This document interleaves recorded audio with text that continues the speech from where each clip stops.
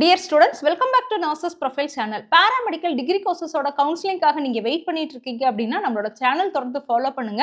நம்மளோட சேனல்ல இந்த கவுன்சிலிங் வரும்போது எல்லா அப்டேட்டும் கொடுத்து இந்த கவுன்சிலிங் எப்படி அட்டெண்ட் பண்ணணும் அப்படிங்கிற கைடன்ஸ் கொடுப்போம்.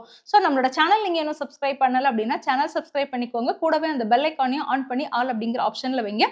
அண்ட் நம்மளோட டெலிகிராம் சேனல், வாட்ஸ்அப் சேனல்ல ஜாயின் பண்ணிக்கோங்க. ரொம்ப முக்கியம். ஏன்னா இந்த கவுன்சிலிங் நடக்கும்போது நிறைய PDF ஃபைல்ஸ் இருக்கும். அதாவது கவுன்சிலிங் ஷெட்யூலா இருக்கட்டும், ரேங்க் லிஸ்டா இருக்கட்டும், ப்ராஸ்பெக்டாஸா இருக்கட்டும், இதெல்லாமே நம்மளோட டெலிகிராம் சேனல்ல தான் போஸ்ட் பண்ணுவோம். ஸோ நம்மளோட டெலிகிராம் சேனல்ல நீங்க என்ன செஞ்சுக்கோங்க அப்படின்னா ஜாயின் பண்ணிக்கோங்க. லிங்க் வந்து டிஸ்கிரிப்ஷன் பாக்ஸ்ல கொடுத்துருக்கேன். துணை மருத்துவ படிப்புகளோட கவுன்சிலிங், குறிப்பா ஃபார்மா டியா இருக்கட்டும், BNYS இருக்கட்டும், 19 பேராமெடிக்கல் டிகிரி கோர்சஸா இருக்கட்டும், அண்ட் அதர் டிப்ளமோ சர்டிபிகேட் கோர்சஸா இருக்கட்டும், இந்த கோர்சஸ்க்கெல்லாம் நீங்க கவுன்சிலிங் வெயிட் பண்றீங்க அப்படின்னா இந்த வீடியோ உங்களுக்கு ரொம்ப முக்கியமான வீடியோ. ஸோ இதுல 4 முக்கியமான ஒரு கொஸ்டினுக்கு ஆன்சர் பார்க்க போறோம். ஒன்னு வந்து எந்த கட் ஆஃப் வரைக்கும் நம்ம இந்த கவுன்சிலிங்க்கு அப்ளை பண்ணலாம், ரெண்டாவது அப்ளிகேஷன் நமக்கு எப்போ ஓபன் ஆகும், மூணாவது அப்ளிகேஷன் சப்மிட் பண்ண எல்லாத்தையும் கவுன்சிலிங் கூப்பிடுவாங்களா, நாலாவது கவுன்சிலிங் கூப்பிட்ட எல்லாத்துக்குமே வந்து சீட் கிடைச்சிருமா அப்படிங்கிற 4 முக்கியமான கொஸ்டின் நீங்க கமெண்ட் செக்ஷன்ல என்கிட்ட கேட்ட இந்த கேள்விக்கோட பதில தான் இந்த வீடியோல பார்க்க போறோம்.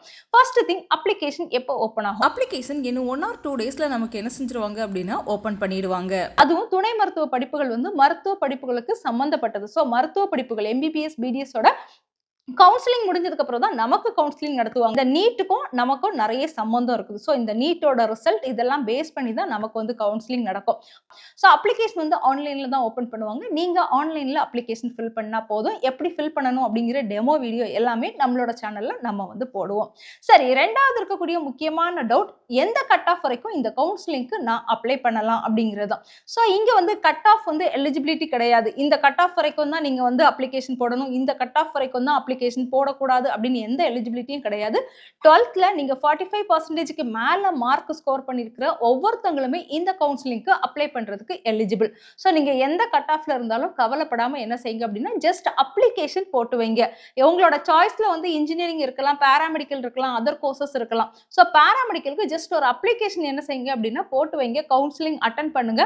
உங்களுக்கு பெட்டரான கோர்ஸ் கிடைச்சிச்சுன்னா நீங்க என்ன செய்யலாம் அப்படின்னா ஜாயின் பண்ணி படிக்கலாம். ஸோ அப்ளிகேஷன் போடுறதுக்கு எந்த கட் ஆஃப் எலிஜிபிலிட்டியும் கிடையாது. 45%க்கு மேல நீங்க ஸ்கோர் பண்ணிருந்தீங்க அப்படின்னா இந்த அப்ளிகேஷன் நீங்க போடலாம். அப்ளிகேஷன் ஃபீஸ் வந்து ஒரு 400 rupees சார்ஜ் பண்ணுவாங்க. அவ்வளவுதான். அதை நீங்க பே பண்ணீங்கன்னா போதும். ஏனி அப்ளிகேஷன் போட்ட எல்லாரையுமே வந்து கவுன்சிலிங் கூப்பிடுவாங்களா அப்படின்னு கேட்டீங்கன்னா இல்ல அப்படின்னு தான் நம்ம வந்து சொல்லணும். ஏன்னா அப்ளிகேஷன் ஃபில் பண்ணும்போது நீங்க பெரிய மிஸ்டேக் பண்ணிருக்கிறீங்க, பிளெண்டர் பண்ணிருக்கிறீங்க, மார்க்ஸ் எல்லாமே மாத்தி கொடுத்துருக்கீங்க, இல்லைன்னா சர்டிபிகேட்ஸ் எல்லாமே வந்து தப்பா அப்லோட் பண்ணிருக்கிறீங்க அப்படின்னா உங்களோட அப்ளிகேஷன் வந்து ரிஜெக்ட் ஆகும். இது போக சின்ன சின்ன மிஸ்டேக்ஸ் இருக்கும் இல்லையா, இனிஷியல் மாறிடுச்சு, ஒரு சின்ன மிஸ்டேக் பண்ணிட்டேன் அப்படின்னா அதெல்லாம் வந்து கன்சிடர் பண்ண மாட்டாங்க. உங்களோட அப்ளிகேஷனை ரிஜெக்ட் பண்ண மாட்டாங்க. பெரிய mistake, blunder mistake, repeated application போட்டிருக்கீங்கன்னா மட்டும்தான் அப்ளிகேஷன் ரிஜெக்ட் ஆகும். ஸோ ஒன்ஸ் உங்களோட அப்ளிகேஷன் ரிஜெக்ட் ஆயிடுச்சு அப்படின்னா நீங்க அதுக்கப்புறம் பேராமெடிக்கலோட கவுன்சிலிங்ல பார்ட்டிசிபேட் பண்ண முடியாது. எனக்கு அப்ளிகேஷன் அக்செப்ட் ஆயிருக்கா, ரிஜெக்ட் ஆயிருக்கா அப்படிங்கிறத நான் எப்படி தெரிஞ்சுக்கணும்னு பார்த்தீங்கன்னா, உங்களோட அப்ளிகேஷன் வந்து அக்செப்ட் ஆயிடுச்சு அப்படின்னா ரேங்க் லிஸ்ட்ல உங்களோட நேம் வந்துடும்.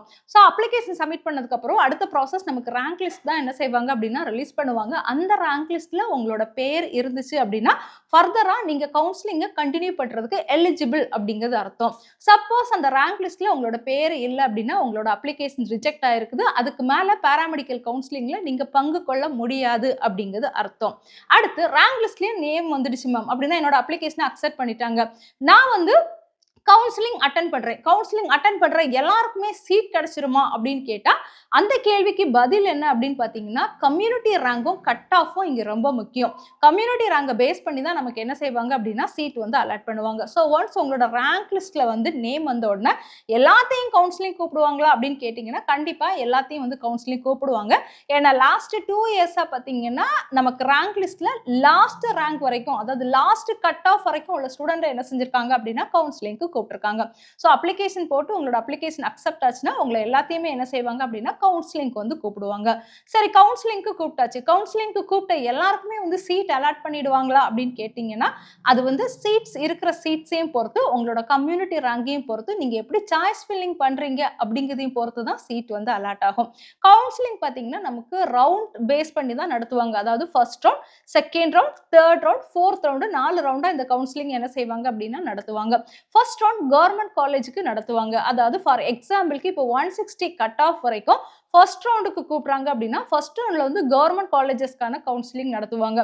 ஸோ இந்த 160 கட் ஆஃப் வரைக்கும் உள்ள ஸ்டூடெண்ட்ஸை ஃபர்ஸ்ட் கூப்பிட்டு கவுன்சிலிங் நடத்தி அவங்க என்னென்ன காலேஜஸ் வந்து ப்ரிஃபர் பண்றாங்களோ அந்த சீட்ஸை குடுத்துருவாங்க. அவங்க அந்தந்த காலேஜ்ல போய் ஜாயின் பண்ணிடுவாங்க. அடுத்து மறுபடியும் 160 கட் ஆஃப் வரைக்கும் அடுத்த ரவுண்ட் கவுன்சிலிங் நடத்துவாங்க. இதுல தனியார் கல்லூரிகளும், அரசாங்க கல்லூரிகள் ஃபர்ஸ்ட் ரவுண்ட்ல மிச்சம் உள்ள காலேஜ் ரவுண்ட் 2க்கு வரும். ஸோ இதுலயும் உங்களுக்கு சீட் அலாட் ஆயிடுச்சு அப்படின்னா நீங்க அந்த கல்லூரியில போய் ஜாயின் பண்ணிடலாம். அடுத்து தேர்ட் ரவுண்ட் வெறும் பிரைவேட் காலேஜஸ்க்கு மட்டும் நடத்துவாங்க. ஸோ மோஸ்ட் ஆஃப் த ஸ்டூடெண்ட்ஸ்க்கு என்ன செஞ்சிருவாங்க அப்படின்னா நமக்கு வந்து சீட்ஸ் வந்து அலாட் பண்ணிடுவாங்க. எனிவே நம்மளோட சாய்ஸ் ஃபில்லிங் பண்றதை பொறுத்தும் அண்ட் நம்மளோட கம்யூனிட்டி ரேங்க் பொறுத்தும் தான் நமக்கு என்ன செய்யும் அப்படின்னா சீட் வந்து அலாட் ஆகும். ஸோ இந்த மாதிரி தான் பேராமெடிக்கல் கவுன்சிலிங் நமக்கு வந்து நடக்கும். ஸோ எவ்ரி ஸ்டெப் வரும்போது நம்மளோட சேனல்ல உங்களுக்கு என்ன செய்வோம் அப்படின்னா கைட் பண்ணுவோம். ஸோ நீங்க பயம் இல்லாம தைரியமா இந்த பேராமெடிக்கல் கவுன்சிலிங்கை நீங்க அட்டென்ட் பண்றதுக்கு நம்மளோட சேனல் வந்து கண்டிப்பா வந்து ஹெல்ப் பண்ணும்.